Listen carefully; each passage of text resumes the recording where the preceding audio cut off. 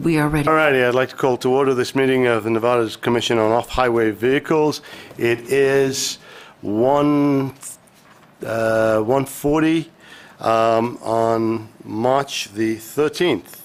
All right, let's begin with the pledge. Please rise. We're going to pretend the flag is over in that corner. Would you lead us off, Mr. Giroux? Allegiance to the flag of the United States of America, and to the republic for which it stands, one nation, under God, indivisible, with liberty and justice for all. Thank you, folks. All right, Kathy, could you take the roll call, please?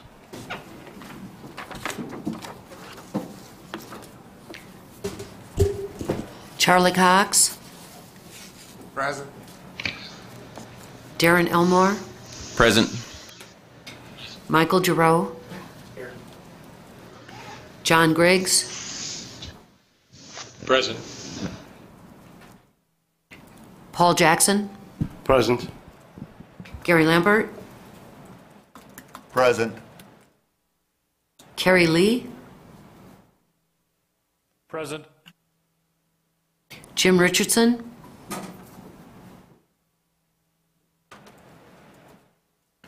Susan Baker. Present. Greg McKay. Present. We have quorum. Thank you. Please mark Mr. Richardson as absent with, what do they call that? Excused absence, and he may be joining us a little bit later on. All right. Okay, before we start public comment, a couple of quick housekeeping questions, a couple of quick housekeeping points. We are going to be able to do live feed of our meetings starting next week. I was hoping to try and get it done this week, but things prevailed against us being able to do that, but it will be starting next week. We're still trying to work out something on a call-in situation, but we kind of need to have a switchboard. It is something we're working on, but I've at this point no idea how to make that happen yet, but I'm sure we will get something worked out. Couple of quick housekeeping right before we get into public comment. Public comment's not a Q&A session. Basically, if you have a comment about the commission or the actions or pretty much anything you want, it's governed by the First Amendment. Please come up, make your comments. Don't expect an answer. The commissioners may make a statement after the public comment period is over, and that may or may not address your question. Also, we're going to be limited on time. This was the only slot that we could get from LCB for this meeting, and we have to be gone out of here by about 4:15. So we do need to move the meeting along as quickly as possible, and I'd appreciate any help from those folks doing public comment. Please keep your comments to the allotted 3 minutes. We do tend to be a little lax and allow people to go on if they want to finish a point, but again, please bear in mind that we need to get out of here, and it'll be one set of comments per person. All right. With that, I believe Commissioner Baker has a public comment. Commissioner Baker? No, I'm going to save it for a different point on the agenda. Okay, thank you. All right. Let's start with Carson City. Do we have anybody wishing to make public comment? Mr. Holcomb.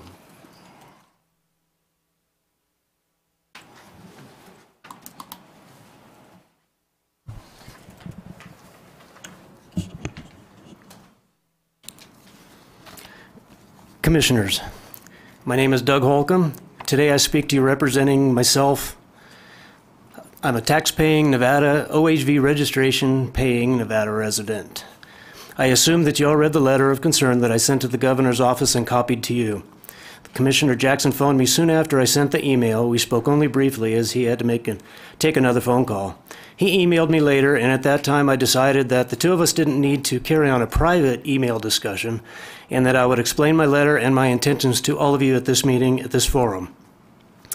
With the most recent developments, I have decided to defer the specifics of those comments explaining my concerns to the letter that will be written by Attorney Paul Quaid.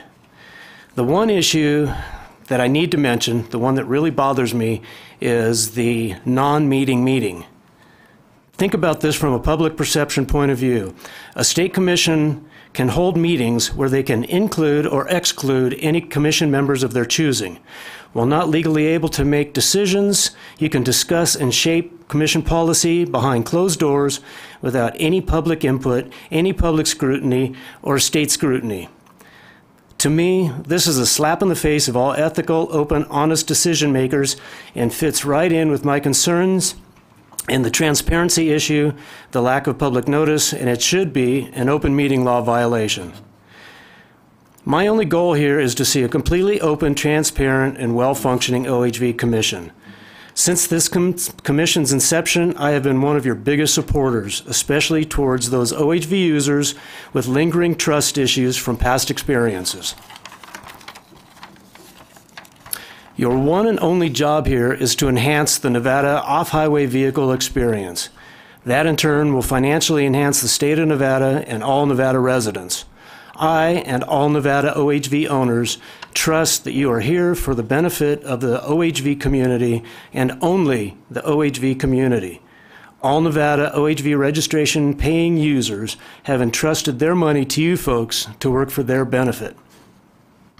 I ask that if your heart is not in this for the OHV users and only the OHV users, please step aside and allow someone else whose heart is in the right place to take your seat. Thank you. Thank you, Mr. Holcomb. Anybody else here from Carson City who would like to speak? I don't see anybody. Oh, one person, go ahead.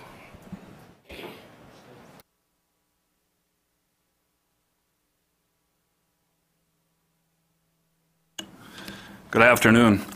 My name is Larry Calkins, and I am the president of the Nevada Four-Wheel Drive Association. And like other organizations, we have some great concerns, and I also had written a letter to Governor Sandoval, of which you all received copies, so I won't elaborate on the contents of the letter. I have a couple comments, though, in general. The OHV community is not antagonistic towards the OHV program. It's extremely interested in seeing the program move forward in a legal and transparent way.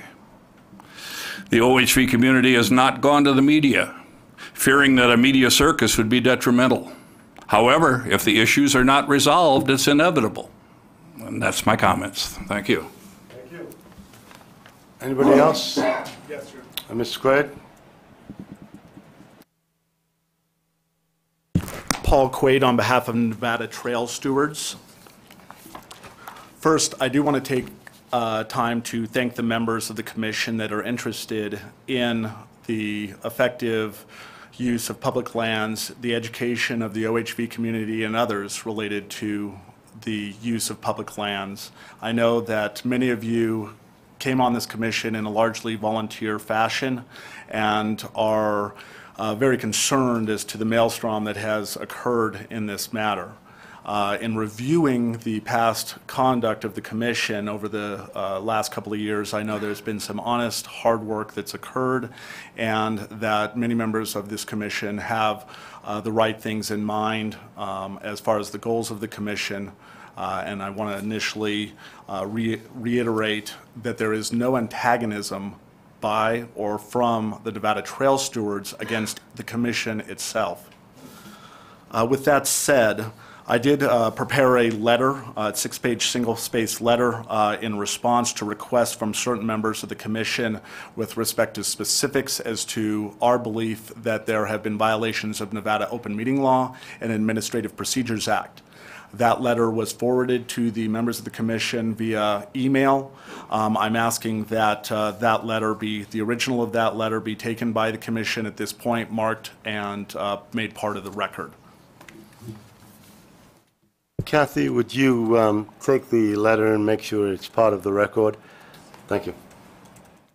Anyone else here in Carson? I'm not done. What a shock. I have, what was that, Mr. Jackson? I have a second letter that I developed today, and it's a request for immediate inspection of the audio recordings of commission meetings. We are making that request pursuant to NRS 241035-4, which is cited within the letter. I am going to read part of the letter because of the concerns that have been raised related to the failure to produce these recordings, as well as in combination of Mr. Jackson's request that members of the community review the actions of the commission to determine what actually was going on. And I read part of the letter as follows. The request is made in addition to and based upon the recordings made available on the commission's website. That was as of late last week or early this week. The February 1st, 2004 commission meeting related to the grant process was recorded. A recording has been made available on the commission website. However, the recording may be incomplete and possibly altered based upon the review of the recordings available earlier this week. This does not even take in consideration the process that was set up to listen to the recording on the website, which makes it very difficult to review the audio recording in its entirety. On February 12, 2004, the commission noticed and held 2 meetings. The meeting to address the grant appeal process and related to the final funding of the approved grants was to begin at 9 a.m. The other special meeting was to begin immediately following. 2 items of concern related to the record. First, there was an audio-video recording of both meetings. At the conclusion of the meetings, a representative of the commission obtained a copy of the recording, and the recording was thereafter deleted. Only the commission now has a copy of that recording. It must be made immediately available to the public for inspection. So could I verify something? Somebody deleted the DVD? According to the LCB. Kathy? And again, because this is the first I've heard of this. I'm unaware of what Mr. Quaid is talking about. Is that DVD available? Do you Yes, have a it copy? is. Can you make sure that there's a copy made and it provided to Mr. Quaid? Absolutely. That would be great. Thank you, Ms. Quaid. Second, a review of the commission website reveals that it is being altered and items removed. I've attached an exhibit in this regard. I have in my possession 2 different versions of the February 12, 2014 special meeting notice.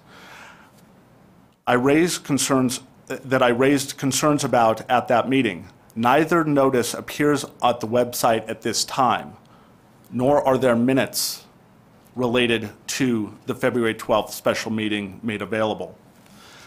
In short, I have grave concerns as to the withholding or alteration of public records. Therefore, I'm requesting to inspect the original recordings immediately and to have the same duplicated for further analysis.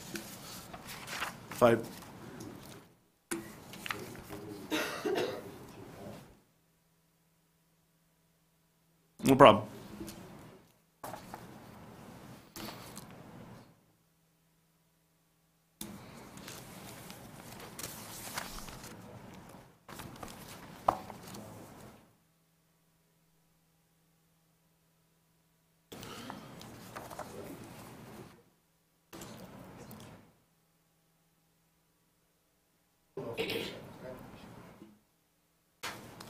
And while we're doing that, I'll bring over the letter to.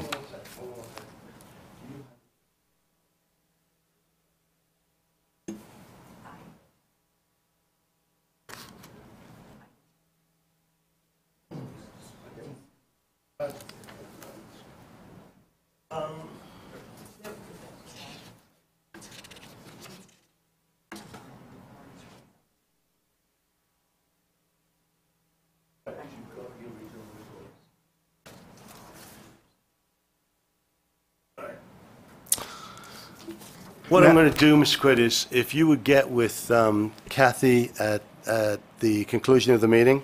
She doesn't have the original recordings with her, but she does have them available. And you can make arrangements with her to pick them up, copy them, whatever you want. Thank you very much. Just briefly, and I'm going to keep this short because I know we're short on time. The first substantive agenda item number 5 in the notice of public meeting today indicates that there will be discussion of the minutes related to the January 31st, February 1st, February 6th, and February 12th meetings We do not have draft copies of those minutes. They have not been made publicly available. It is impossible for anyone in the public to make a comment on proposed meeting minutes without knowing what they are. In particular, I made public comments. I want to make sure that those comments are accurately reflected in the minutes. We can't do that without a draft copy of those meeting minutes. Those have been requested, and they're still not available. When did you request those minutes, sir? Yesterday. Oh. Well, the copies of the minutes are available. She has a draft copy right there. Draft minutes? Yeah. Oh, I'm sorry. I apologize. The copy of the draft minutes are available right over there, sir. I'll be sure to look at them and during the meeting. In addition, apparently under agenda item number 7, there are draft regulations that are being proposed for consideration and action by the entire commission. I note in my letter of yesterday's date that there have been no notice meetings of the Administrative Regulation Committee related to the drafting of these new regulations that pertain not only to the quote-unquote rules of operation, but also to the grant selection and grant funding. Obviously, this is the primary concern of the general public and interested parties as to the grant process and the disregard of this commission of its own grant guidelines. Whether the grant guidelines had legal effect is subject to argument, but the reality is that this commission is apparently, according to its own agenda item, going to be addressing and acting upon proposed regulations that, again, have not been made publicly available, and any discussions or consideration of these proposed regulations that are to be acted on today by this commission have not been made publicly available or publicly noticed related to, again, the discussions, consideration, or action by the Administrative Regulations Committee. It's a grave concern of mine that this commission was going to be acting upon proposed regulations that the public hasn't even seen at this point. I assume those proposed regulations are available to the public at this point also?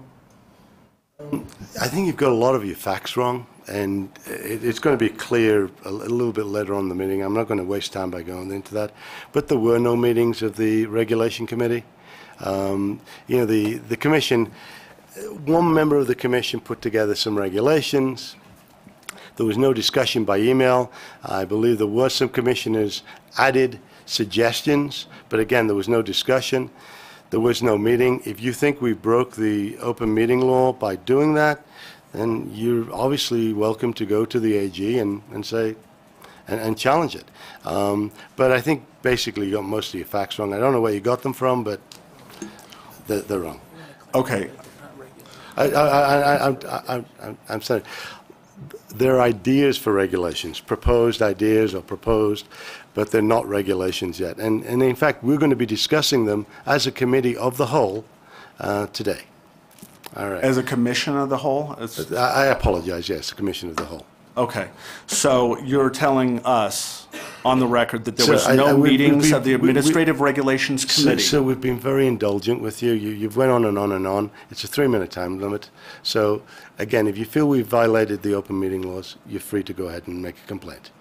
Next.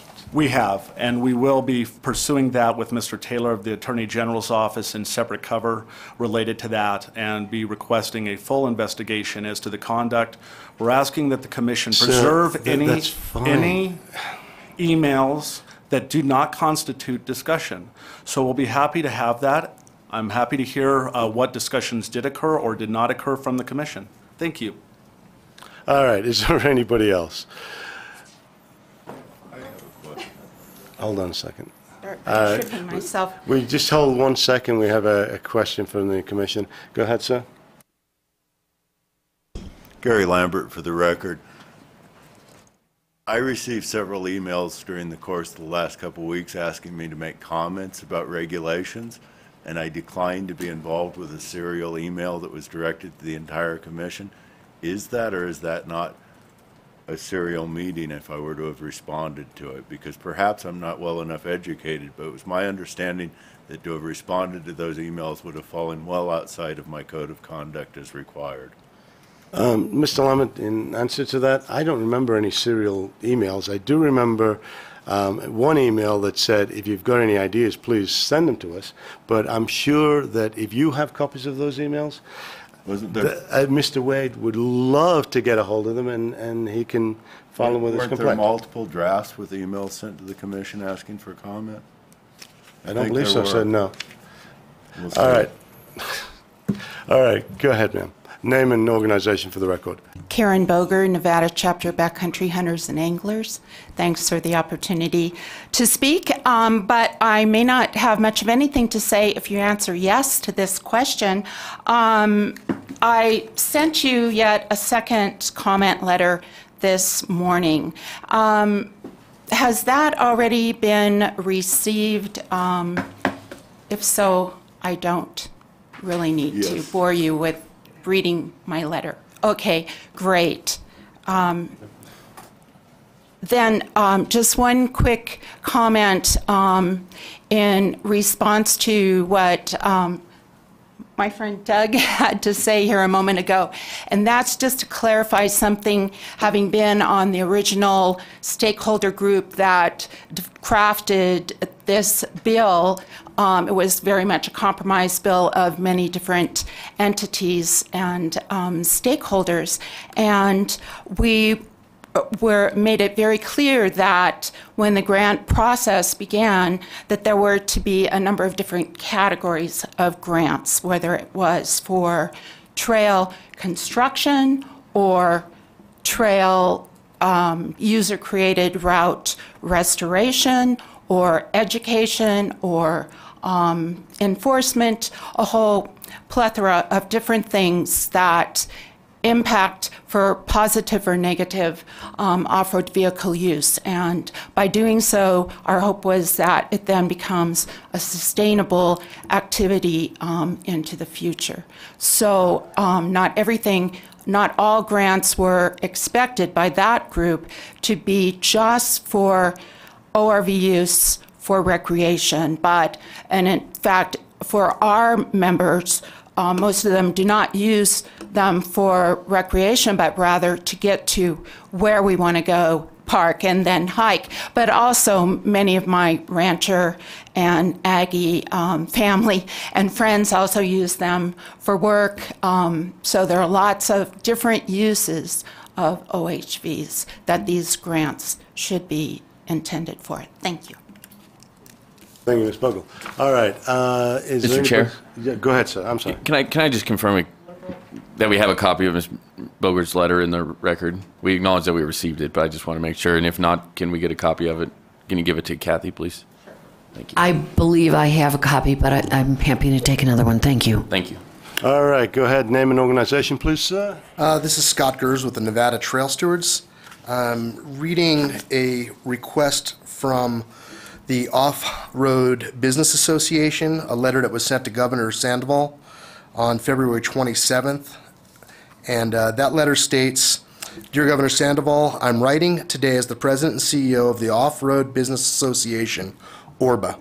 ORBA is an international trade association that represents businesses and corporations from around the world. Our members include large corporations such as Lincoln Electric, Tenneco, while at the same time we represent the small, independent mom-and-pop storefronts. ORBA's primary function is to ensure, protect, and expand responsible OHV community opportunity on the public and private land. The concern of ORBA is the confusion and possible misconduct of the NCOHV chairman. Our application was submitted with the understanding that was posted in the grant guidelines that all grants would be scored with an identified point system. 2, an opportunity to appeal would be given to those who were denied in the process. 3, to date, ORBA has not been formally notified, nor has there been any appeal process been outlined or identified. 4, the mission of this commission severely lacks an objective, clear plan. There are many rumors swirling around this unfortunate circumstance. While it is clear that ORBA is standing for legal remedy, that is not our intent at this time.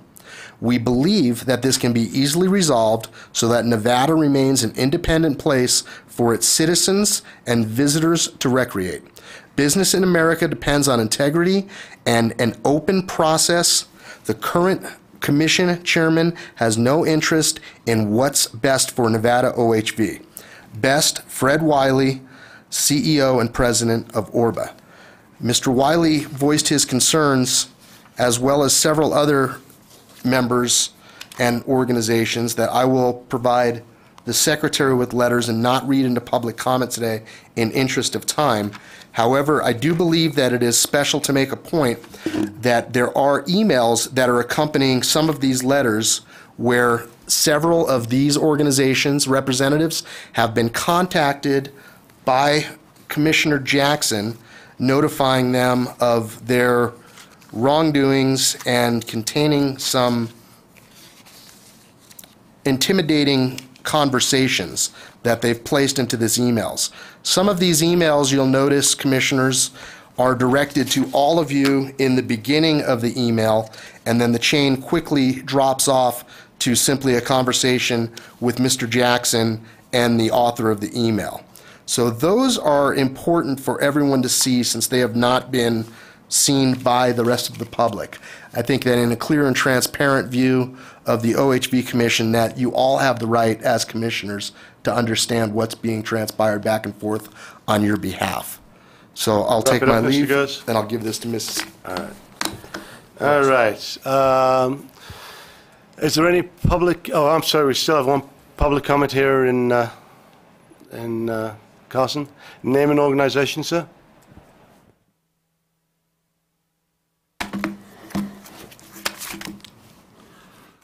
For the record, Pat Bruce, Friends of Nevada Wilderness. I'd like to thank the Commission, all of you taking your time to do something other than sitting on the couch as regular Americans with regular jobs, to do something in the public interest as well. And I appreciate that, and the time that you spend and extra time that has been spent in this process. I am the Stewardship Program Director for Friends of Nevada Wilderness. We're a 501c3 nonprofit organization for 30 years now. Friends has, as an organization, come to the Commission and put in good faith the applications and process for the grant that was presented on the 31st of January of this year. And we requested funding at that time, as a number of people did, for, in our case, a vehicle and some signage. We provided the required paperwork on time, gave our presentation in the allotted time period, as did others involved in the process. As nonprofit organizations and small groups, obviously these are time and resource intensive operations, and what I saw through this process opened my eyes to a number of possibilities, including flying drones to monitor trails and a number of other things, and it was exciting and educational. And you know, these grants ranged from education, law enforcement, the drone photo mapping, and ourselves, as well as other people, seem to be excited about the process and the prospects as a result of these proposals. In everything that I've seen, the process seems fair, transparent, and that the commissioners were engaged in questioning whether that question was difficult or not. And hopefully everybody here was able to answer those in a reasonable manner. We left January 31st feeling optimistic, good about our presentation. We had conversations with Andy Hart of the Nevada Outdoor School, Winnemucca, who couldn't unfortunately be here today. And although the rest of my comments don't apply to the Nevada Outdoor School, he did asked me to let you folks know that as friends or the Nevada Outdoor School through this process hopes you move forward as you have already planned, and that the grants go forward. We were not at the February 1st meeting, however. I have listened to the official transcript and audio recording, and again, it seemed fair and transparent. Discussion on each grant seemed clear, and the commissioners appeared to be thoughtful and thorough in discussion.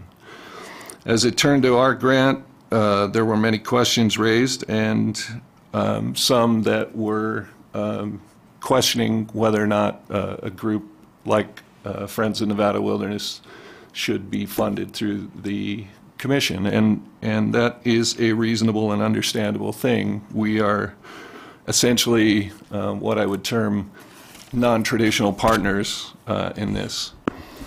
I appreciated Commissioner Elmore commenting, and I believe he summed up our intentions properly. We're here looking to build a relationship. We have examples of this approach of working with non-traditional partners to accomplish greater good for Nevada and public lands and use for all user groups. We've produced positive results. We are anxious to work with non-traditional partners because in order to get anything done, I think everybody has to work together for a common goal. To ensure that we as Nevadans have the ability to enjoy varied recreational opportunities and all recreational opportunities on public land. And I strongly believe that. I spend a lot of time out four-wheeling and enjoying Nevada. It's virtually impossible to do that without a vehicle off-road because of the vastness of our state. As Commissioner Elmore pointed out, we want to promote responsible use, and as I said before, going at it alone is not the answer. We need to work together to make things, good things happen. We were quite surprised at the backlash that ensued following the February 1st meeting when Friends of Nevada Wilderness essentially became the piñata at the party, so to speak. And at the phone meeting following that, some puzzling responses and comments came up, and we luckily have been able to address those with the individuals involved. But that was the first time we heard of legal action filed by one group to stop disbursement of grants. Mr. President, could you finish your thought? Luckily, we've been able to turn things into a positive process. We have current projects planned with the Hills Angels. We are working with Moran and Zach Laveri to work in the South McCullough in southern Nevada. We got a contract with the Forest Service to put in ATV-friendly cattle crossings in the Santa Rosa area this season, and we hope that things move forward as were planned initially and without further issue. And again, thank you very much. Thank you, Mr. Bruce. Is there any public comment in Elko? Mr. Griggs? Not right now. Former Commissioner Glenn's here, but he has no comment at this time. All right. Say hello to Mr. Glenn for us. All right. Las Vegas, your public comment. First. Yes, we do have public comment down here. Go ahead. Please instruct the person giving public comment to speak up. It is a little hard to hear them up here. Name and organization for the record, sir. Robert Adams, Land Use Officer for the Motorcycle Association of Nevada, Moran. We're a nonprofit, been around since 1968. This letter was read for approval at the March 3rd general meeting of Moran. That, dear commissioners of the Nevada Commission on Off-Highway Vehicles, we members of Moran feel that paying taxes is an obligation, but we feel better paying when we feel our money is being well spent, especially regarding special use fees like registration. Based on the recent grants awarded by the Nevada Commission on Off-Highway Vehicles, we do not feel that those fees paid for OHV registrations are being well spent, nor for the overall benefit of OHV recreation and sport. Regarding the trash pickups, the BLM has typically paid for the dumpsters. The volunteers do the work. Here we're picking up an expense that was prior paid by others. Grants to purchase OHVs. For common benefit projects, vehicles have typically been donated by OHV manufacturers, businesses, and organizations. By making such grants, the OHV fund can be quickly drained and funds taken away from trail expansion and improvement projects. It takes 800 to 900 OHV registrations to pay for one moderately priced side-by-side OHV. And we feel that money could be better spent. OHVers typically own OHVs. The use of their OHVs is typically donated along with their time. And following right behind the Nevada Friends of Wilderness, of particular concern are the grants that were made to Nevada Friends of Wilderness, especially the one to purchase an OHV. The Nevada Friends of Wilderness have consistently argued the anti-access side of OHV access issues. Our understanding was the bulk of the OHV registration dollars were to go to expanding and improving OHV sport and recreation opportunities in Nevada. And in this round of grants, we see no coherent plan to achieve that purpose. Okay, thank you, Mr. Adams. Next.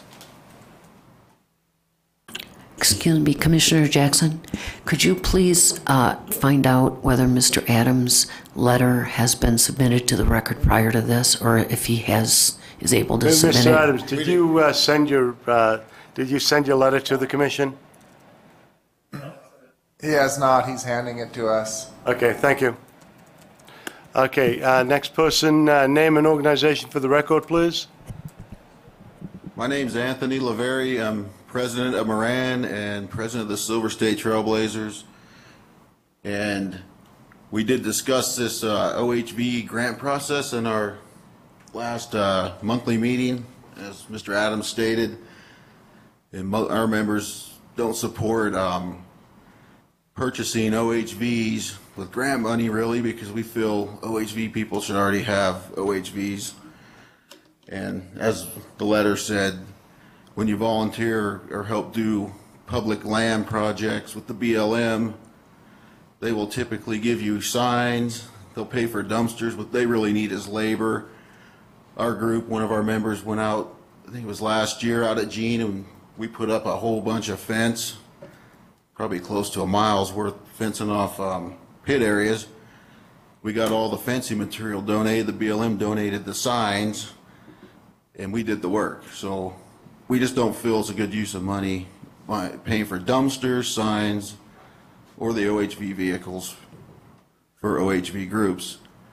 Then with that being said, I did talk to the gentleman from Friends of the Wilderness on the phone, and our group will work with any group on any project that enhances OHV for the state of Nevada. So I think that's where he's getting where we said we work with him. And then item number 10 on the agenda, our group supports putting the ad in the wildlife brochures. We think that's a really good idea. We hope you guys see fit to pass that. Commend you on that effort. And we were concerned with item 12 that you guys will be discussing later about the changing the grant process or formulating new regulations. I think a couple people spoke to that before. We just feel that you guys never fully used the process that was set forth before the grant process started for this first go-around, and how could you even know that's broke if you never follow the original process of the scoring and the grading? So we really think you should at least try to do the original process once, so you'll know where the problems are, and to just start making new regulations before you've done that, we feel is kind of a disservice to us. And then last, my brother put in a grant, and he couldn't be here today. It was for the Caliente motocross area, and while we know we rushed that grant, we didn't do the best job. So we're not too surprised it didn't get funded, but we've never officially, or my brother's never officially received any communication from the commission, and even though we kind of know where it stands through verbal, we just think it'd be very professional for the commission to send out letters to all the grant applications, or whatever you call them, applications, just so they know where they stand, and maybe a couple comments like where we could do better so we can improve and maybe be successful in the future. And that's really what I got to say right now, and I want to thank every member of the commission for their time. And I know it's been a rough out of the chute, but I think if we all work together and keep that in mind, that we can get to where we need to be and have a successful program. And I guess one last thing, because the last one wasn't the last, is I'd like to invite any member of the commission to attend our monthly Moran meetings. They're the first Monday of the month, 7 p.m. at the Blue Ox Tavern, and just it'd be nice if you guys ever want to come. Mr. Lambert's attended one because he is the representative for competitive use. I have to ask you to wind it up, sir. But yeah, I'll wind up. 2 minutes short. Just the door's always open, and I feel that's the best way to communicate the process, and thank you. All righty, the next person? Paul, that's all for Las Vegas. All right, terrific. All right, is there any other public comment anywhere? Las Vegas, Carson? All right. Okay, great. All right. Any commissioners would like to make any comments before we move on? All right, I just want to deal with a couple of quick comments. I believe it was Orber in a letter raised the question about appeals. We did have in our rules, and we did allow people to do this. They could make a verbal, if they felt that the process had been unfair to them in any way, shape, or form, they could make an appeal on the Saturday. Everybody was encouraged to be there on the Saturday. The appeal could be a verbal appeal and would have been heard, and we would have addressed any concerns at that time. The reason that we didn't have the final grants funding meeting until the 6th of February, again, was to allow people to file written appeals. At our last meeting, we extended that period until the 12th of March for anybody wishing to make an appeal. So I don't feel that that was a fair point, that we didn't give people a chance to do appeals. Secondly, the notice, and this has been brought up by a couple of people, and they're absolutely right. There was no notice given, and I apologize for that personally. The reality was that we didn't know what to tell people. We were in a situation where we were told we were going to be sued, or there was a TRO going to be filed. We had no... is that incorrect, sir? That's exactly what you said. All right, never mind. We were in a position where we were being threatened with lawsuit or TRO by Mr. Quaid and his clients. The reality is we had frozen the grants. We didn't know at that time, or this time even, whether those grants were going to be funded late, not funded at all, recycled in some way or anything. So we really didn't have an opportunity to tell people what was going on. I apologize to all of those people that didn't get that information, and I invited any of them to email us or call us. Hopefully after today's meeting, we will have a status, and we will be able to contact all of the people who did the hard work and applied for a grant and tell them exactly what our status is after it's been decided, of course. Let's see, as for the scoring, I think there's a misconception about the scoring. The scoring was done to rule people out. If somebody had a low score, they wouldn't have went on to the next stage, which is typical of say, in Nevada Parks and Recreation. If you don't score high enough, you don't go on to the next stage. We had a problem with the scoring. A couple of commissioners didn't do their scoring on Friday and weren't going to have this scoring available to be counted on Sunday morning. We didn't take a formal vote. We basically did a consensus of the commission, and the consensus of the commission was to move on. All of the grants were considered. Nobody was ruled out. Every single one of the grants was considered at the meeting on Saturday. We went over every single one. We discussed every single one of those grants. I personally, and I haven't asked every single person on the commission, but I feel that I would be realistic in saying that at least most of the people on the commission and most of the people who were watching the system would feel that that was fair. We gave everybody an equal chance. So that's kind of all I have to say on that subject right now. Again, is there any commissioners who wish to make a comment? Seeing none. In the interest of speed, and I know we want to get to a couple of these more key items a little quickly, and if we do run out of time, I don't want those left hanging. I'm going to move the agenda around a little bit. Items 14 and 15 are both items to do with committees and appointing people to committees and those types of things. I will not be the chair after next week of the commission, and I think it's really the prerogative of the chair to decide who is on which committee and how those committees should be run. So I'm looking for a motion to table items 14 and 15 until the next meeting. Is there anybody who has that motion? Mr. Elmore. Commissioner Elmore, I make a motion that we table agenda items 14 and 15 to the next meeting or after the next chairman has been chosen. All right. And by the next meeting, I meant after the election, which will be at the next meeting. There'll be an item right after that. Is there a second? Commissioner Giroux, I'll second that. Thank you, Commissioner Giroux. Is there any discussion? I'm seeing none. I'm going to move to the vote. Are there any abstentions?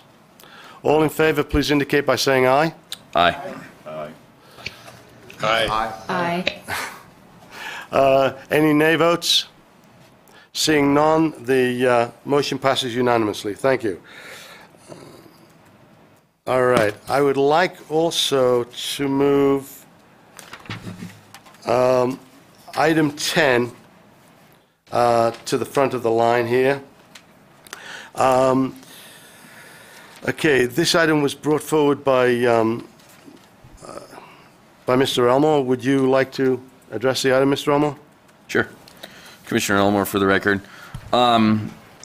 Given the time sensitivity, and particularly in regards to a couple of the upcoming NDOW, Nevada Department of Wildlife, print media materials, the hunt application book for big game tag applicants, as well as the hunt guidelines books. Both of them are annual publications. NDOW reached out to me in regards to being able to do a couple of pro OHV program ads within those publications. This is simply a solicitation of the funds necessary. They have internal folks to work up the creative, and they've got some ideas there. We are getting a very friendly rate, given that it is done in-house and that NDOW sees mutual benefit in the promotion of the program. So I believe that the total expense for both publications for a full page was roughly $2,000. Once again, that is at a significant discount. We would simply need to approve these funds. It would be a reimbursement once the materials have been done and printed. Is that a motion, Mr. Elmore? I can make a motion. Please. This is Commissioner Elmore. I make a motion that we approve up to, call it $2,500, in order for there to be a pro OHV ad in the NDOW's hunt book and hunt guideline book. And I would say that the guidelines for the ad have been to mimic the pro OHV concept that's on the OHV website. It's just been slightly tweaked to match the demographic. Is there a second? Commissioner McKay will second that. All right, thank you, Ms. McKay. Do we have any further discussion? Yes, we do. Is this money to be administrative money, or is this release of a grant?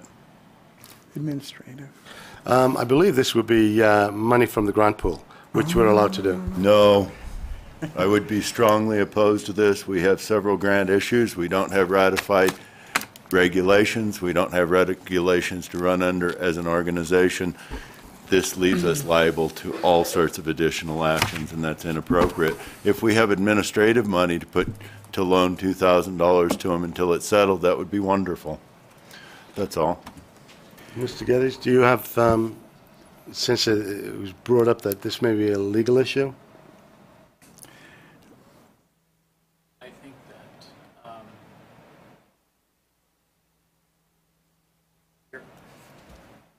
I think the question that's being asked of me is for my opinion concerning the idea that this would be funded from administrative grant funds. Is that correct? Is that the question? Yeah.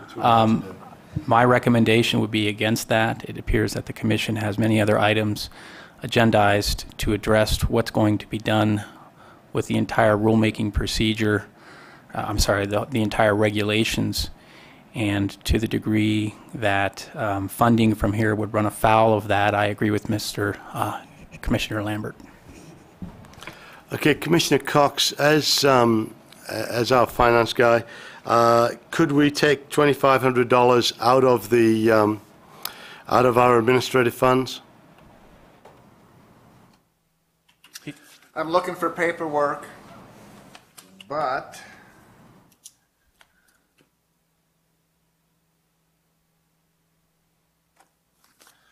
my initial response would be no, based on the budget that was set forward at the beginning of the year. Our administration funds are limited severely by the amount of money that was in our pot at the end of the year. And I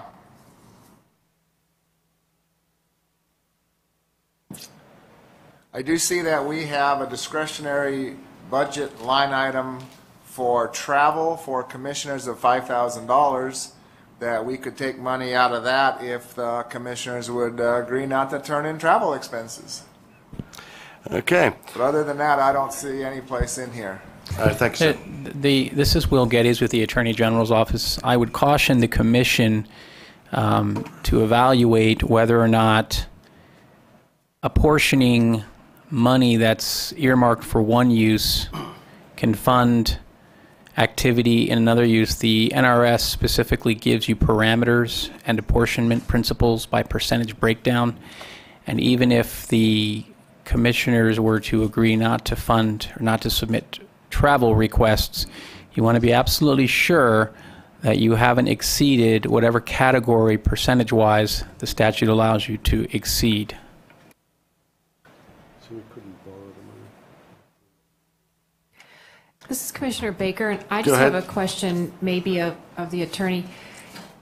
It's my understanding under the NRS that we have those categories that we can award grants to, but that we can also use outside the grant process. So do we discuss that in the grant regulations, or do we discuss that as a separate agenda item identifying funds we might want to hold out outside the grant process? How would we address that?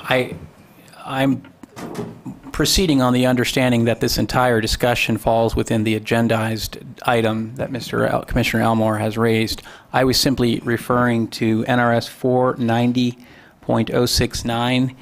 It basically sets constraints on how you spend money, how your budget is apportioned. And all I'm suggesting here is that if you think you're freeing money up and that gives you the green light to go ahead and fund an activity, I'm cautioning the Commission to consider that you still have to work within those parameters under 490.069. Percentages have to go into certain categories. That's all. Mr. Chairman? Go ahead, sir. Based on a couple of valid questions that came up, I'm withdrawing my second. All righty. The motion is there. Is there somebody else who wishes to second the motion? Okay, the motion dies. John Griggs. Oh, go ahead, sir. I'm sorry, I was going to second it just to finish the discussion. All right, thank you, sir. So you are seconding for discussion. All right. Is there any further discussion on this item? All right. All in favor of... Can you clarify what the motion is? Okay, I was just about... all in favor of allowing $2,500 to be taken out of the Commission's grantable funds to be used for the wildlife print ad, please indicate by saying yay. Did you say the grantable? Yay. I see one. Yay. Two. All opposed indicate by saying nay. Nay. Nay. Nay. Nay. Nay. All right, the nays have it. The motion is defeated. All right, moving right along to, I'm going to pick up on item 11. This should be a pretty simple item for us to go through. This is brought forward by Commissioner Lee. Would you like to handle this, Mr. Lee? Commissioner Lee? Yes, this is a letter that we need to do from the commission to a letter of intent to the Office of Criminal Justice Assistance. Michelle Hamilton, I don't know, she should be there and can tell us exactly what we need to have in this letter. I do not have a letter drafted, but we just need the permission of the commission to go ahead and draft a letter and get this process moving, even though it seems like the funding is going to take a while. All right, in the interest of time, what we could do is just have, what was her name? Michelle Hamilton. Michelle, contact the secretary if the motion goes forward and just have them put the draft together. There's no need for us to go into the details right now. So, Commissioner Lee, is that going to be a motion? Yes, that will be a motion. Okay, the motion is for the commission to draft said letter to go to the criminal justice assistance, which would allow them to, I believe, do the billing. Are you, yeah, It for the would be record. to administer the law enforcement grant. All right, terrific. Yes. All right, is there a second? Commissioner McKay will second that. John Griggs, second. Okay, Mr. McKay beat you to the button. John, I'm sorry. So Mr. McKay has seconded that. Is there any further discussion? I'm seeing none. The only further one second, the only sir. further discussion. This is Will Geddes with the Attorney General's office. I want to make sure that the record is clear and that this is understood. Is this agenda item saying that grant funds will be administered by a particular organization? Is that the... Correct. Okay. In line with my former advice... That's statute. That's in the statute. That they will administer those. This is part of the statute. This is just nothing Right. more than a formality we have to do. It's to get a work program. This isn't part of the grant award process? No. Well, the intent is, should these monies be available? Well, we would be administering the 20% going to law enforcement. In order for us to do that, we would need authority within our budget. And so the letter of intent would be allow us to go forward with a work program to create that authority. The only cautionary point I would like to make here at this point is to the degree it's interpreted that a court or otherwise were to interpret that a regulation involving the grant process in general is required to be in place before this type of activity could, even a letter of intent could be approved. It may run afoul of that, and specifically I would just simply reference NRS 490.068 subsection 2, which in part discusses the manner in which applications are submitted, awarding grants, as that subsection B, subsection C, involving the acceptable determination for the performance of work. So my recommendation would be to be extremely careful about that. All right, do we have any further discussion? Mr. Lambert? Yes, I think that given the difficulties that we're currently in, I want a full knowledge of what Michelle's letter incorporates so that I don't end up afoul some way. So if that's on the agenda, let's hear it, please. May we have the madam's name for the record, please? Go ahead, Michelle. For the record, my name is Michelle Hamilton, and I'm a grant analyst for the Office of Criminal Justice Assistance. Basically, what I let Commissioner Lee know, it's my understanding that 20% will be awarded to the law enforcement, going to be managed by the Office of Criminal Justice Assistance. We were happy that you entrusted us to the task. In order for us to get authority to accept the funding, we need a letter from you to us on OHVA letterhead letting us know that is your intentions for us to administer the funds and how much in round numbers we would be expected to manage. Also, we would need to know our fiscal point of contact for the OHV when transferring funds from OHV account to OCJ account, and account information to be set up for electronic transfer capabilities. Thank you very much, Michelle. I appreciate that. All righty, do I have any further discussion? All right, seeing none, I'm going to call for the vote. All in favor of the motion, please indicate by saying aye. Aye. Aye. Aye. Aye. All opposed?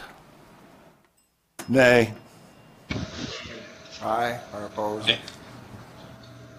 Okay, I'm calling call for division. I'm going to have Kathy read off each commissioner's name. At that time, please say yay or nay to the motion. Kathy? Commissioner Cox? Nay. Commissioner Elmore? Yay. Commissioner Giroux? Commissioner Griggs? Nay. Commissioner Jackson? Commissioner Lambert? Nay. Commissioner Lee? Yay.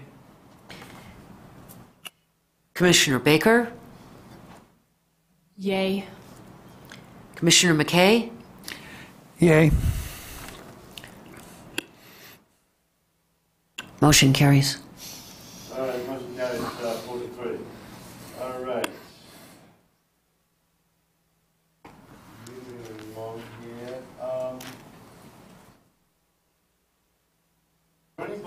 Sorry. Is there anybody that still needs time to visit with the minutes? Is everybody caught up on that? All right. We can discuss it. I visited the minutes repeatedly for many hours, but it's unable to solve. Right. I actually meant the people in the audience who just received the minutes today. Seeing no discussion. There's not enough copies of minutes to go around as far as I can see. Is there anybody who Las needs... Vegas is good. All right. Is there anybody who would like minutes who doesn't have a copy? All right. Kathy, can you do me a favor? Can you get a couple of copies made real quick? And then we'll come back to this agenda item. I could print those off, but it would be very noisy. Can we do that at a time of a break, or we don't have time for any breaks. Okay. Joanne, is there any chance you could go down to the copier and just get them to make some copies of this? Okay. Thank you. We'll come back to this agenda item in a few minutes. All right. Okay. Disposal of grants on hold, awaiting opinion of the Attorney General. Basically, the background on this is that 3 grants, 2 from the Nevada Trail Stewards and 1 from Lincoln County, were basically put on hold, awaiting an opinion of the Attorney General. The motion asking for that opinion has been rescinded because the Attorney General was the wrong person to get the opinion from, and we were told by our own AG that those opinions, it's an ethical opinion, would have to go to the Ethics Committee. So, Given that, do we have anybody who would like to start the discussion? Anybody got any ideas on what we should do? Go ahead.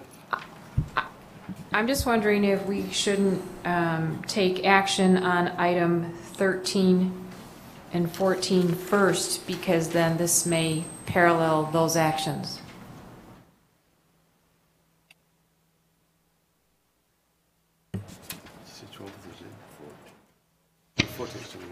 I thought 12 and 13. Okay, 12 and 13. Does anybody else have any ideas of what to do on the agenda item 6? Yeah, go ahead. Commissioner Griggs? Sir. Is it me? I'm sorry. Yes, go ahead, Mr. Griggs. I'm sorry. I agree with that, what Commissioner Baker said. I think that's a good point, but I think all three of these grants will come back to us, and we may want an ethics commission opinion when they do, and I think that takes time. So I would move that we forward these three grants to the Ethics Commission now to be reviewed, and if they come back to us at a later time, we'll have that out of the way. Well, you know, obviously, none of us have a crystal ball as to what's going on with this. I would suggest to the Commission that we just go ahead and forward them to the Ethics Commission as an inquiry. And that basically gives us belt and suspenders, because if the Ethics Commission comes back and gives an opinion, then we have the opinion in hand, and we can work forward from there. Anyone else? Mr. Lambert? I just made that motion. Oh, I'm sorry. I didn't realize it was a motion, sir. I said move, which is... I apologize. It went right on my head. Is there a second to that motion? This is Commissioner Elmore. I'll second it for discussion. Okay. Any further discussion? Yes. Mr. Lambert? Lambert, for the record, back on February 12th, there was a motion to suspend any letter of opinion, but on February 15th, Chairman Jackson signed an ethics opinion letter, might be viewed as a complaint on behalf of the entire commission against myself. It seems contemptible to me. It's very confusing as to how something like that could happen on behalf of the commission without the commission's knowledge, as contrary to the motion that was stated on the 12th. I find this contemptible on the chair's part. Mr. Lambert, this is Paul Jackson for the record. Mr. Lambert has his facts wrong.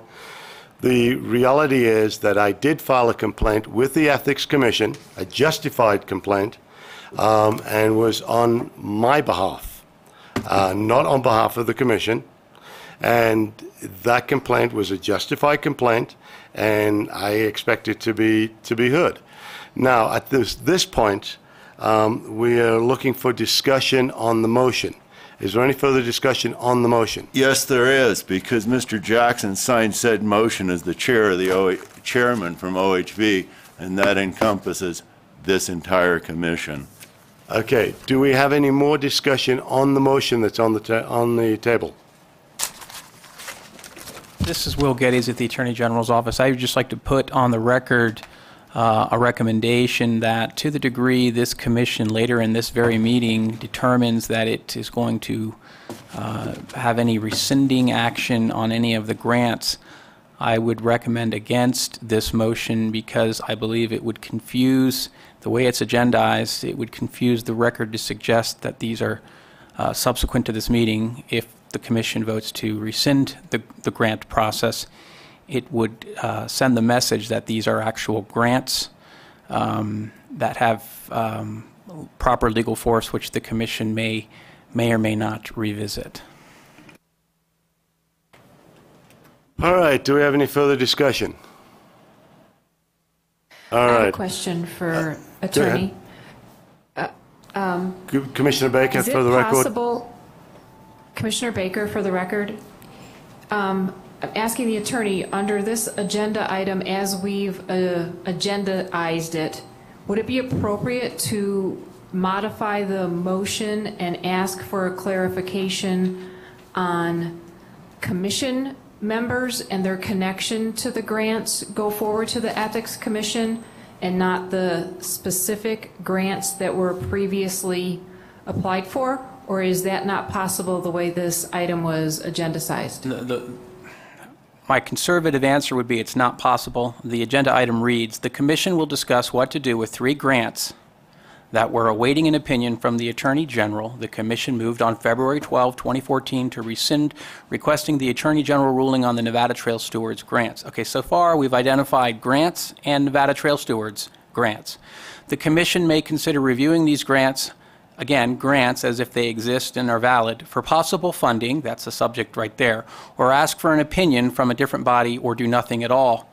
The Commission will also discuss what to do with the remaining grant for Lincoln County law enforcement that was also awaiting an opinion for the Attorney General, but the Commission has not yet rescinded the request. The Commission may consider reviewing this grant for possible funding, ask for an opinion for a different body, or do nothing. So my conservative response is this agenda item envisions that there are grants, they pre-exist, and that actions of various types will be taken on them. If this Commission later in this very meeting rescinds the grants, I believe that at the very least it will confuse the record and put forward a request for an ethics opinion based on non-grants, grants that have been invalidated by this Commission. So perhaps the recommendation given previously by another commissioner to move the ordering of this around may make more sense. Mr. Jackson, John Griggs. Go ahead, sir. You want to restate your motion? I want to withdraw it, please. Okay, the motion has been withdrawn. All right, do we have any other suggestions as to what to do with item 6? All right, I will accept a motion to table item 6 until March 20th, which we'll have a little bit better idea as to what's going on. Is there a motion to table agenda item number 6?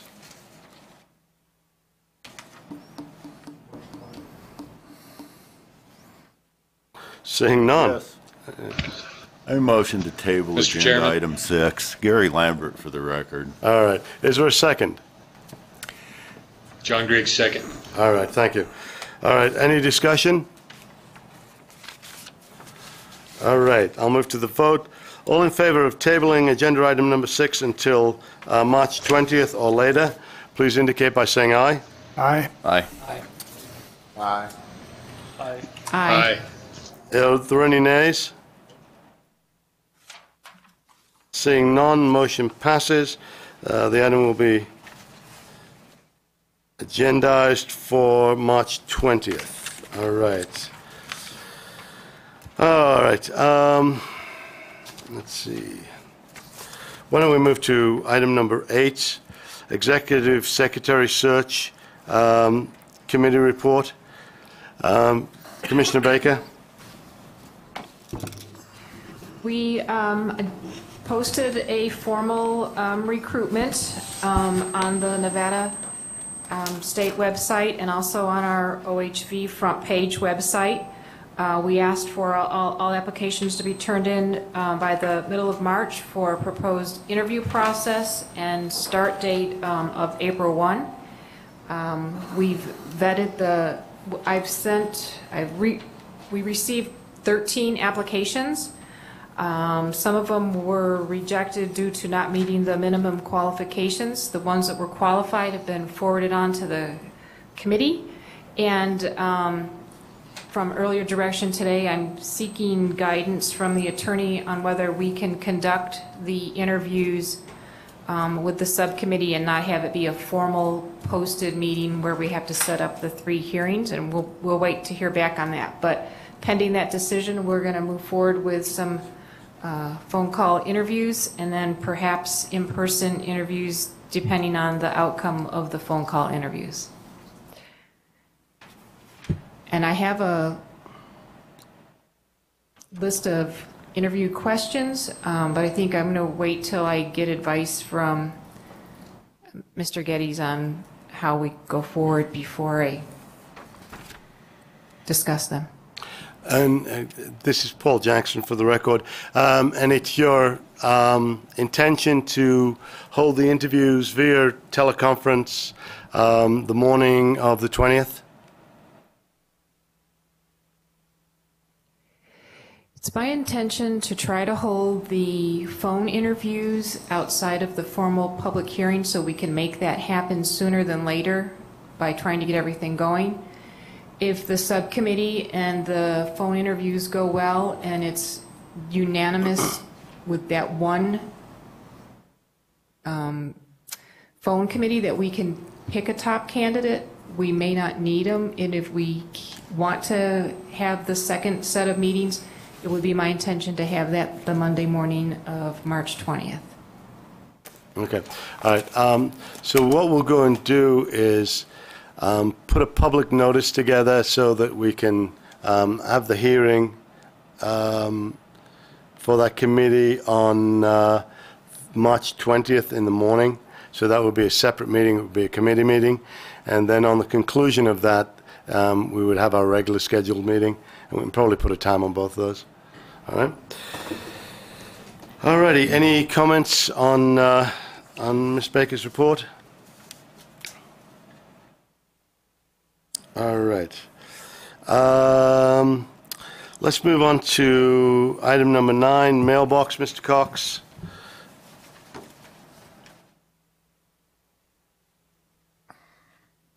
It's my understanding, well, I had to write a check for a mailbox, for a new mailbox. Apparently there was some problem with the old mailbox.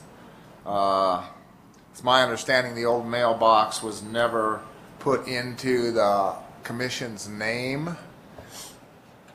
So the commission basically made sure we had our own mailbox now. I'm not sure exactly why. It was before my time. I don't exactly know why the commission paid for a mailbox that was not in the commission's name. I was wondering if I could get clarification on that and if it would be proper to seek a refund for monies that were not spent properly. Ms. Cox, I believe the commission paid a check of $120. Do you know when that was paid? For the original mailbox or the for the old mailbox, yes. I don't know exactly when that was paid. I don't have the checkbook record with me. I can't answer that question. All right. All right. So are you moving to approve the expenditure for the new mailbox? Yes. Okay. Is there a second to that motion?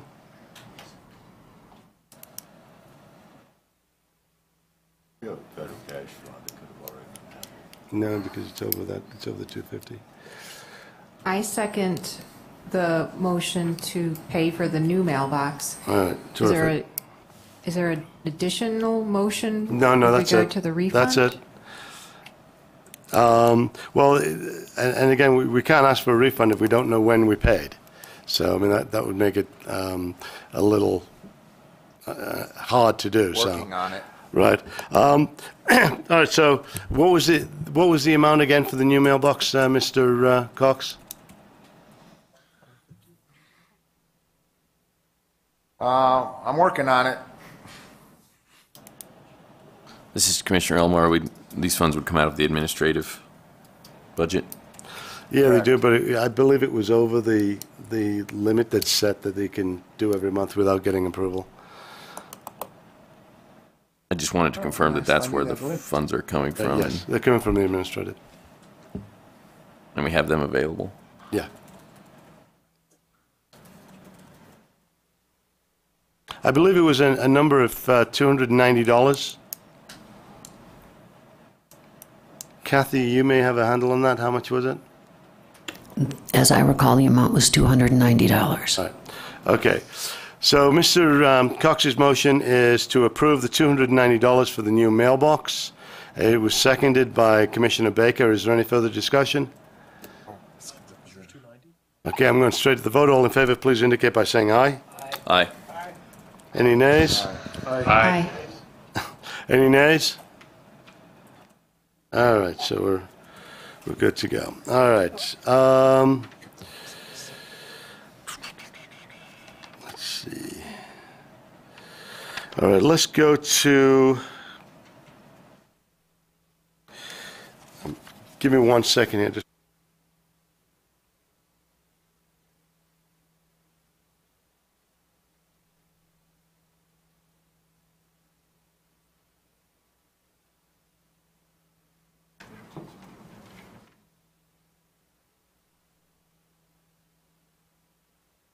All right, we're going to move to item number 12, reevaluation of grant awards and process, formalizing of new administrative regulations regarding the grant award process. The Commission will discuss and deliberate, consider reevaluating the grant award process. Basically, what we're looking at doing here is well, actually, the next one is the rescind, isn't it? I apologize. This is a little confusing as to which one of these we do first. But basically, If you do the first one first, then it makes sense why you would rescind. okay. All right. So basically, what we're looking at is reevaluating the grant process and in view of new administrative regulations. Do I have any discussion or any opening discussion on this? Mr. Lambert. Could there be a copy of the administrative regulations that you proposed to the public and to myself availed right now? That's been available. In fact, I think a copy was given to Mr. Quaid. He asked for it earlier. I'm asking for one. You should have received one. Mr. Quaid says it's not correct, and I did not receive one. Kathy, I do you have received several emails in regard to negotiating changes, but I didn't get one. Kathy, do you have a copy of the of Mr. Cox's regulations? I am not aware of regulations from Mr. Cox. I'm not aware of that document. This is Mr. Cox. Yes, go ahead, sir. There are no regulations. There were simply some suggestions sent to commission members for thought so it could be discussed during this meeting, and Mr. Lambert got a copy of that. Miss Kathy Gross did not. She's not a commission member. Okay. So, Mr. Cox, Mr. Lambert, you got a copy?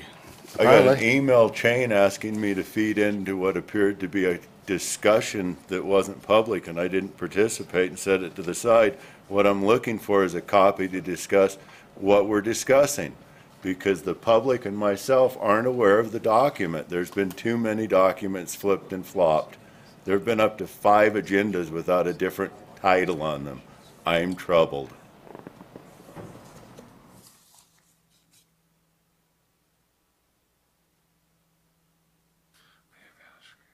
Give me 1 second.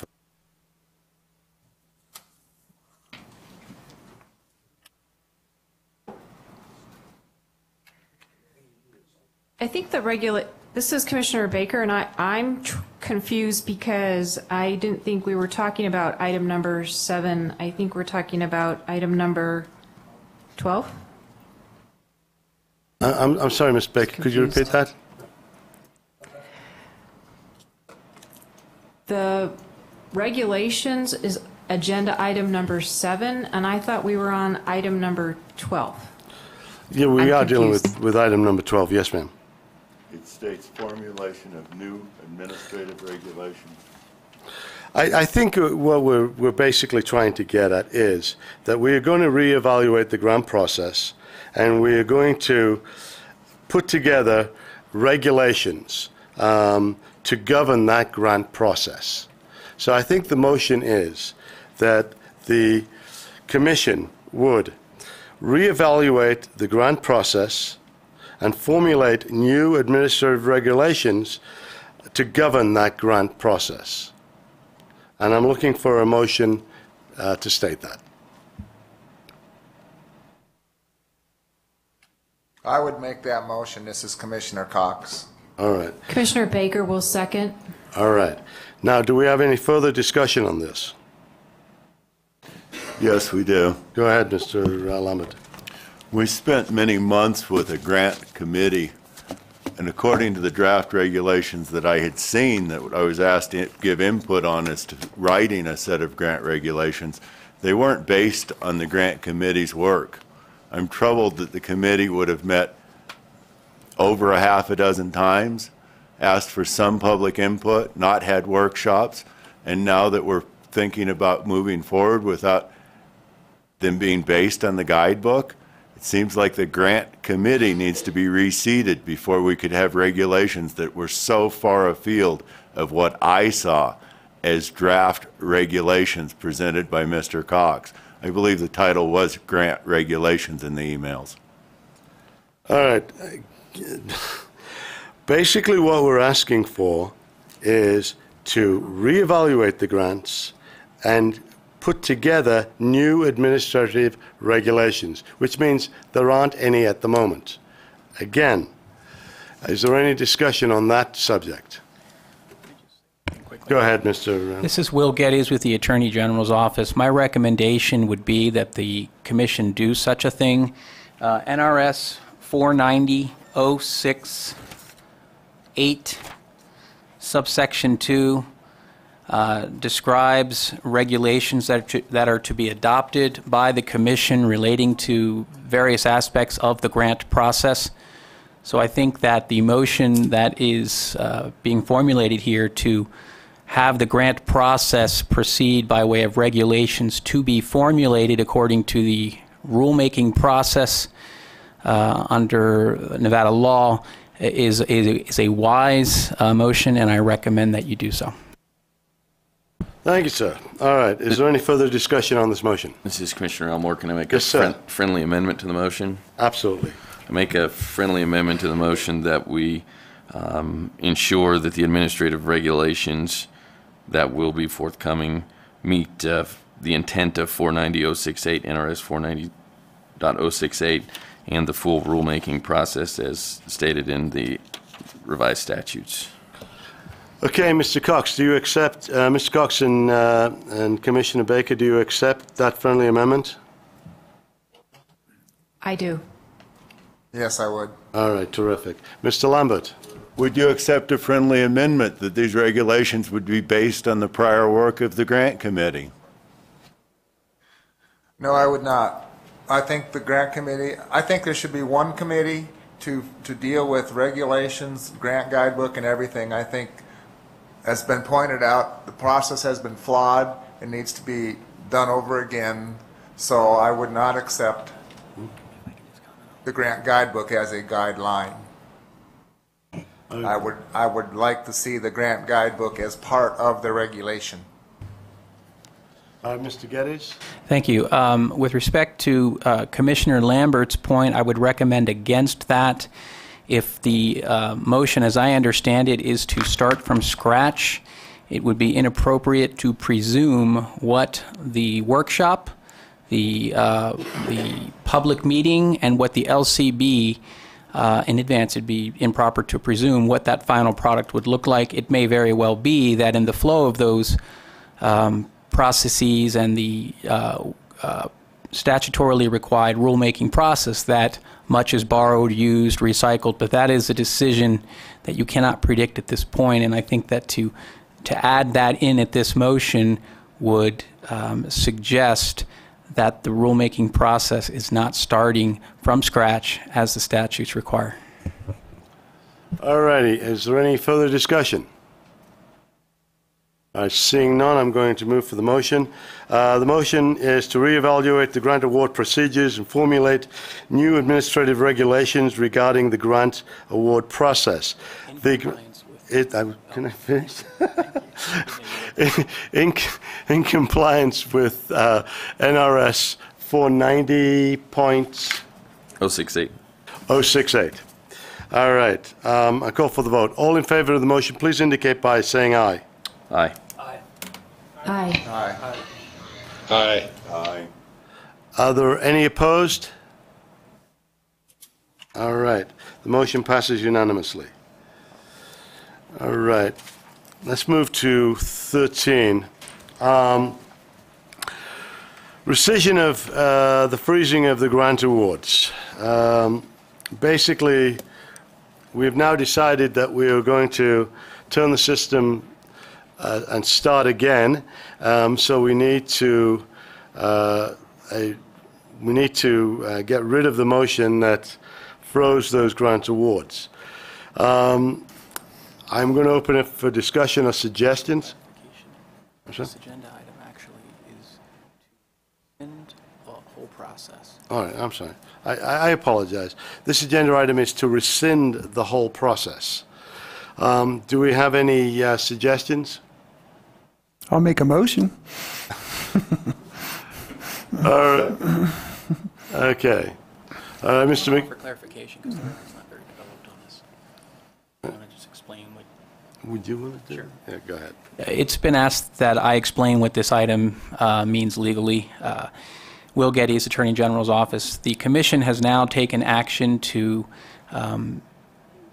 restart the grant process according to regulations which have yet to be written according to the rulemaking process. And this item is an item, as I understand it, to rescind all that came before with respect to evaluating, receiving grant applications, whether there were promises or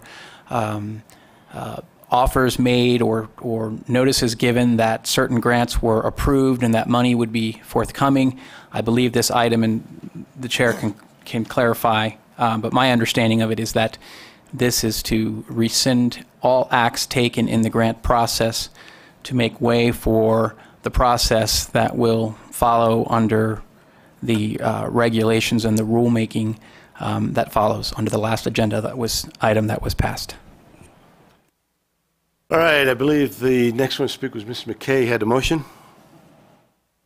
Mr. Chairman, I move that the Commission will rescind all pending grant awards and decisions and restart the application process at a later time so as to allow for the reevaluation and possible reformulation of the grant award process. All righty, second. You've already decided that you will be doing that. He's saying for the possible reformulation. Oh, I apologize. Yeah, it's not possible. It is reformulation. Very well. Agreeable. All right. Is there a second? I'll second that, Commissioner Jarrow, for the record. All right. Further discussion? Just Will Getty's for the record. I recommend it. Okay, I think that was Commissioner Baker that was trying to have some Correct. discussion. I just wanted to say that I'm going to support that motion, but I just wanted to go on record to send my deepest apologies to all the applicants that took the time to fill out those grant applications and participate through the process. I know this is something we have to do, and I just want to apologize in advance for putting you guys through that effort and hope that you stay positive as we move forward and that you would reapply. All right, do we have any other comments, discussion, suggestions? Commissioner Jackson. Sir. John Griggs.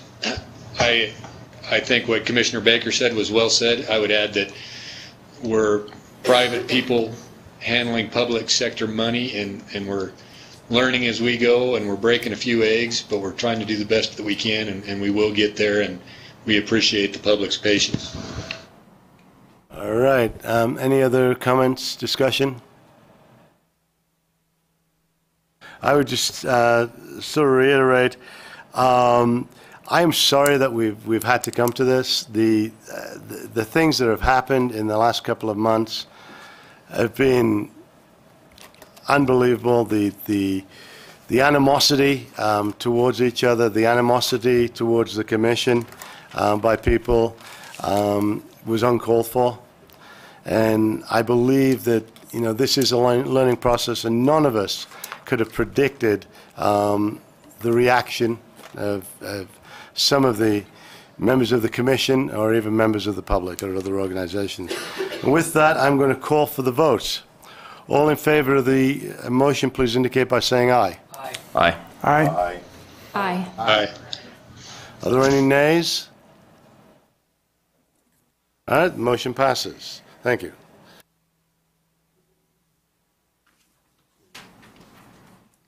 All right, we're going to move to, it's done, where am I? Yep. Okay, we're going to move to agenda item number 7. Mr. Cox has done some work on putting together some suggestions and possible regulations. Mr. Cox. In light of discussions taking place today, I would move to table that until we can schedule a public meeting This is a public meeting, Mr. Cox. and formulate a committee. We have a committee. All right, what I'll do then is there a second to Mr. Cox's motion? John Griggs. Thank you, Mr. Griggs. Second. All right. Mr. Cox's motion is to table this agenda item until March 20th. Would that work, Mr. Cox? Yes. And then the new chair can populate or change the population or repopulate the committee and choose to decide to go ahead and form that committee. All right, I'm going to call for the vote. All in favor, please indicate by saying aye. Aye. Aye. Aye. Any opposed? Motion passes. All righty. That's done. 13's done, 14's been tabled. All right, unless somebody can say I haven't, I think we've covered all the agenda items except for the minutes. All right, so let's start on the minutes here. Oh, yeah, that's the end. Yeah, that's an end thing. All righty. Does everybody who wanted copies of the minutes have copies of the minutes? Anybody not have copies of the minutes who wanted them? All right, let's start with the minutes from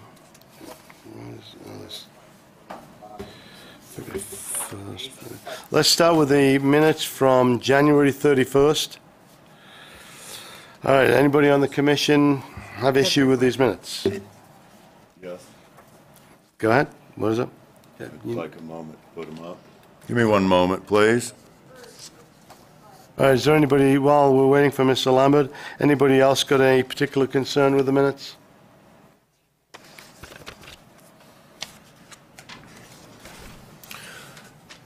To begin with, the minutes for January 31st do not include the grants, do not include any of the scoring criteria, and do not include the content of the meeting. While this is the only meeting that I've been able to acquire the DVDs and the audio video on, there were several discrepancies within that meeting that are very troubling. There needs to be a more further review. In general, all of the minutes were short of the accompanying documents.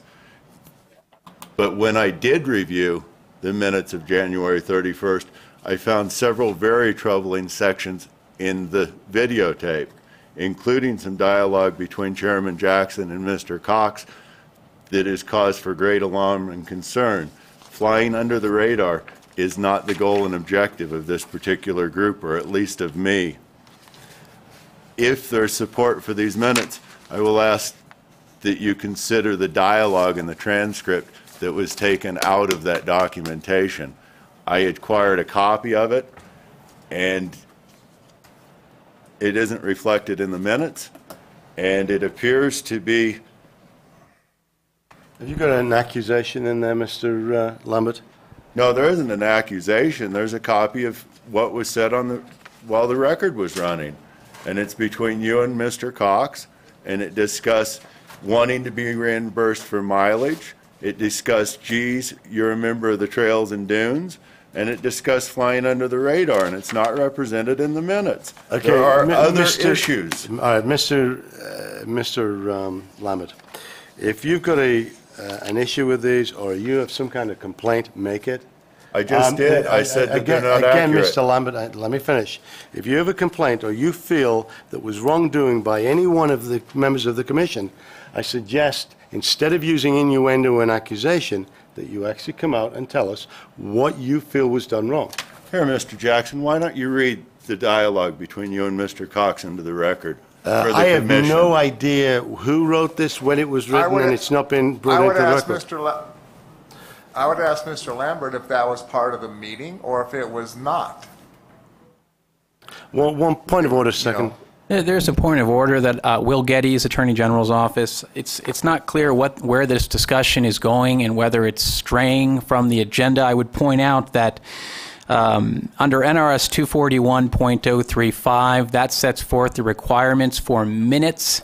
It's not clear whether the commission now is straying into comments that were made off the record, but generally speaking, the minutes, the requirement for the content of the minutes is one that requires date, time, place of meeting, the names of the members who attended the body and who were present and those who were absent, the substance of all matters proposed, discussed, or decided, and at the request of any member, a record of each member's vote on any matter decided by vote, the substance of remarks made by any member of the general public who addresses the body if he or she requests that the minutes reflect his or her remarks, if he or she has prepared written remarks, a copy of his or her written remarks, if he or she submits a copy for inclusion, and any other information that any member of the body requests be included or reflected in the minutes. So I believe at the last meeting there was a discussion about whether or not a recording or a microphone picked up a conversation that was held in the audience. I'm just cautioning the commission to stay on track with respect to the minutes. All right. So, Mr. Lambert, have you got anything specifically that's written in the minutes that you feel is incorrect? I specifically don't see copies of the grants in the minutes, and they were part of the meeting. Okay, so Not been made publicly. So let me ask you this. So a copy, you're objecting to the fact that the copies of the grants aren't brought in as... Yes. It's just, all right, no problem. Kathy, are the copies of the grants available on the website? The copies of the grants are available on the website. Okay. Does anybody have an objection to us including copies of the grants with the minutes after they're approved? Just make a motion. Okay. Seeing nothing. All right. Yeah, it's all right. part of the minute process. If you Okay. verify that it's part of the minute process. Well, this is part of the minute process. Mr. Elmore?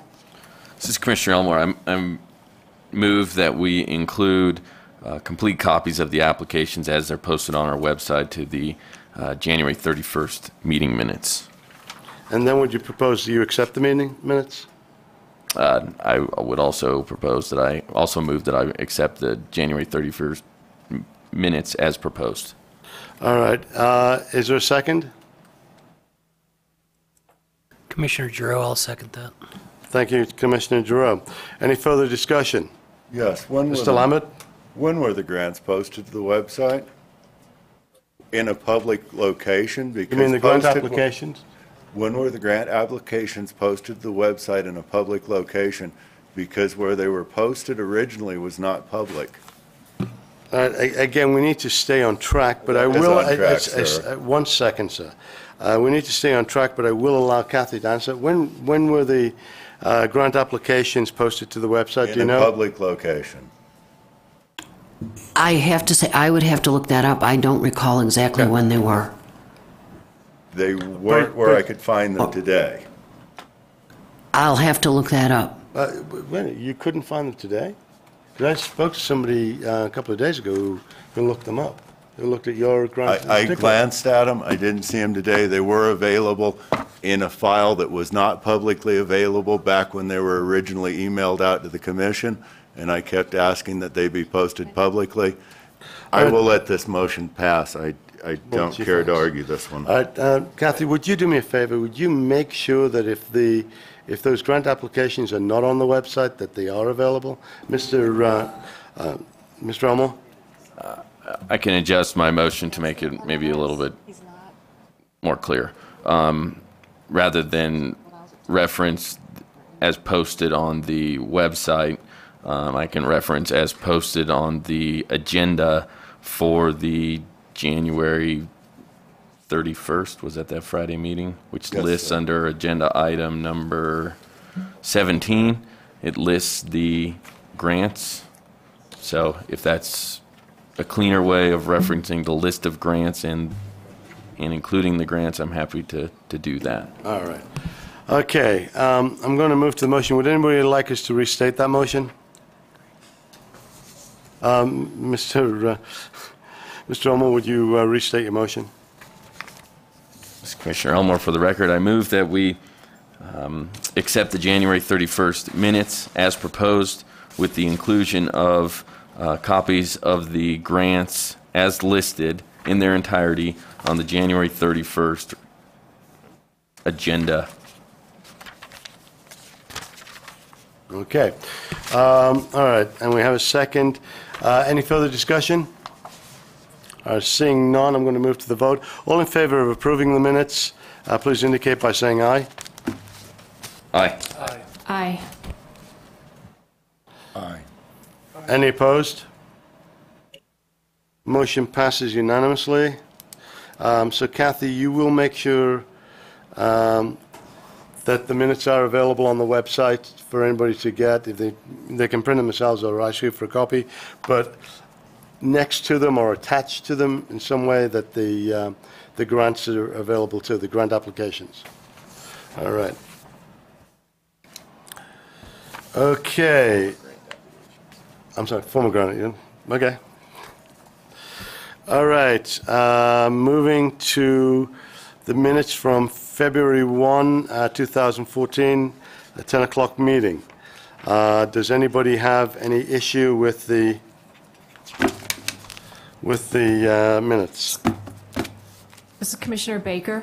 Ma'am? I have some additional, Commissioner Baker, and I have some additional clarifications I would like ask be put on the minutes for the February 1st meeting.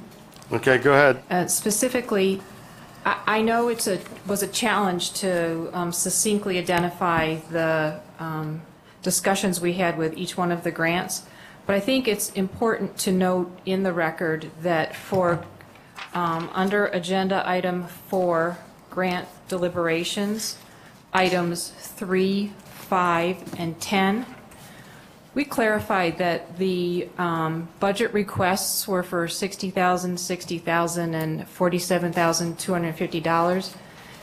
Yet with each of these grants, the budget was for $8.3 million, and that there was no clarification in the grants for what they would do specifically with the $60,000. So we were in a dilemma regarding how to award it, given that there wasn't a definitive budget for the specific grant amount requested. I would just like that memorialized in the minutes. All right. Any further discussion? If I may make a public comment? I have further comment. Go ahead, Mr. Lammett. It's not, you can make public comment at the end of the meeting. Mr. Lammett?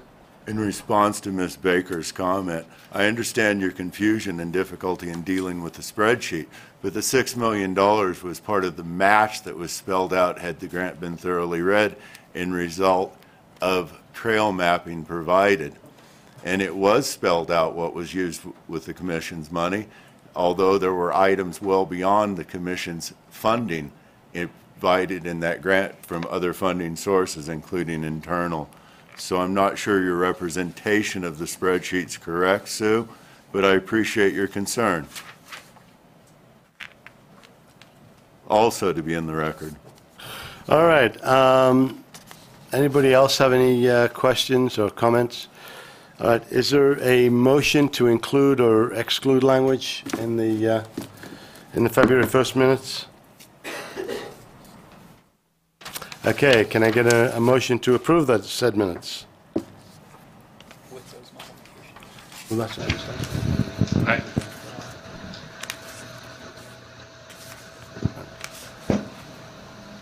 All right, I'm sorry. So I'll make a motion to, since I guess Ms. Baker's question was answered, unless Ms. Baker wants to make a motion to modify the minutes. Okay, I'm going to go ahead and make a motion. Oh, so go ahead. I just think it's important for the entire public to know that everybody on the commission, with the exception of Mr. Lambert, didn't know what we were going to do with the 60, 60, and 47,000 that he requested, and we couldn't fund it. And every other grant application that came before us had a specific detailed budget. I want 20,000. I'm going to spend 5,000 on this particular thing, 15 on this particular thing. Those three grant applications had no clear identification of what was going on, and so in the interest of all the public, we did not feel comfortable because we didn't have a clear budget, and that was a key component on why we had controversy with those grants. Totally separate from the ethics. If there was no ethics conflict with those three grants, they would have been denied because we couldn't have identified what they were going to do with the funds we gave them. And I think that's hugely important to memorialize with regard to those deliberations. All right, Commissioner Baker, the only thing that we can have in the minutes is what was actually said or what was actually done. And again, though I respect your opinion that you felt that something wasn't done or something wasn't available, unless that was actually explicitly said, we can't put that in the minutes. So if there is something in the structure of the minutes, I'm sorry, go ahead, ma'am. It was specifically said, and Commissioner Richardson asked Commissioner Lambert if he could please work on giving us a budget that told us what he was going to do with that money. And Commissioner Lambert, I'm trying to remember, I think at one point he said, I follow the regulations, I don't have to give you that. And I think later the next day he handed Commissioner Richardson a revised budget that was a couple $100,000, and Commissioner Richardson said, well, this still doesn't work. But it was definitely discussed in the meeting. Right, but the conversation, Mr. Richardson, was outside of the meeting, or was it inside the meeting? It was definitely during the deliberations on these grants in the meeting. What I would ask It'll be on the DVD.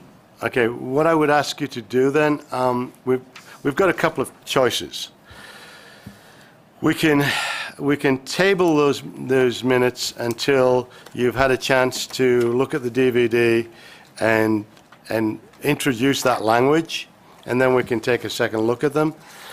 Or if the commission was willing, if you want to read what you believe the language was in, then we could add that at that time, but we'd need a vote of the commission to do that. So my suggestion would be that we table the, are you okay with that? My suggestion would be that we would table the February 1st minutes until you can make the adjustments based on the DVD, so you've got something to go back on as opposed to memory, and then we can relook at those minutes at the March 20th meeting. Would that be okay with you?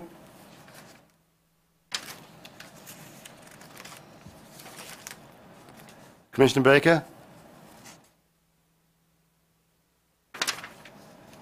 Commissioner Baker?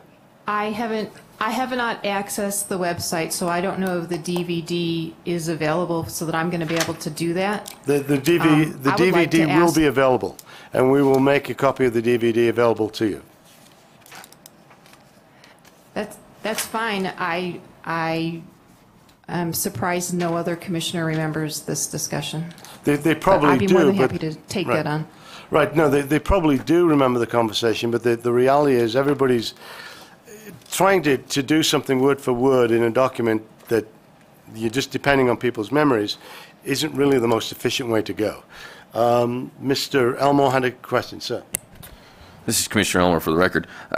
Commissioner Baker, I completely agree with you. I am not comfortable in reviewing the January 31st, or I guess this is February 1st minutes. I don't feel that they are fully reflective of the discussion that occurred during each individual grants, particularly the 3 Nevada Trail Stewards grants. So I would also would like some additional time. I am fully aware that this meeting did take place on February 1st, and we do have a specified time window to ratify these minutes, let's say, but in the interest of being accuracy, I personally feel that would be the most prudent deal, and I would like some time to review the video recordings as well. Will Geddes with the Attorney General's Office. Just a point of clarification. I do want to point out that NRS 241-0352 requires minutes or audio recordings of public meetings to be public records and must be made available for inspection by the public within 30 days after the meeting is adjourned.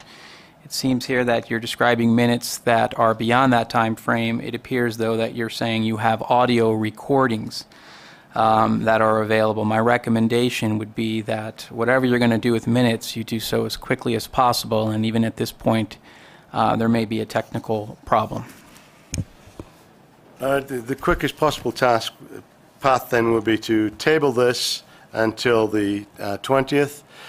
Kathy, will you please make sure that Commissioner Baker has a copy of the audio from February 1? And would you please work with her to correct or to restate the minutes at that point? So I'm entertaining a motion to table the February 1st minutes until March 20th meeting. Gary Lambert, for the record, I motion we table the February 31st minutes until February 1st minutes until such time as we've had adequate time to review. All right, do I have a second? Mr. McKay? I'll second that. All right. Any further discussion? Yes. Go ahead, Mr. Lambert. Susan Baker, you've made a statement regarding the commission having some type of vote or poll placed that I'm not aware of, and I'm curious as to when that vote or poll was placed in regard to the Nevada Trail Stewards and me being the only one in opposition. And would you please point that out on the agenda items for me? Because I am rather frustrated that that is being a statement from a commissioner, but it wasn't a vote and it's not part of the record. Mr. Lambert, for the record, one of your, and I believe this is what she's referring to, one of your 3 applications was denied. But it wasn't the statement. And it was denied, and there was a vote on that. And I believe that's correct. I believe that's what Commissioner Baker is referring to. So let's move along. We're getting short on time. I don't believe that you can cut me off from speaking. Indeed, I did not. You can try, and you try restating motions until you get the result you want, and it's been a problem to the public. I'm afraid I don't agree to that behavior from the chair or from anyone else in the public. I did not vote on that, so I would prefer that you said that there was an abstention and that the rest of you felt some way, because you shall not represent me one way or another that's incorrect. I just don't agree to being misrepresented. Commissioner Lambert, I apologize. You are absolutely right. You abstained from voting on yours. I apologize. Thank you very much, because the record is incredibly important at this time of public distrust. Excuse me, sir. Thank you very much, Ms. Baker. All right. Any further discussion? I'm going to move to the vote. All in favor of tabling the minutes from February 1st, please indicate by saying aye. Aye. Aye. Aye. All opposed? Seeing none, the motion carries.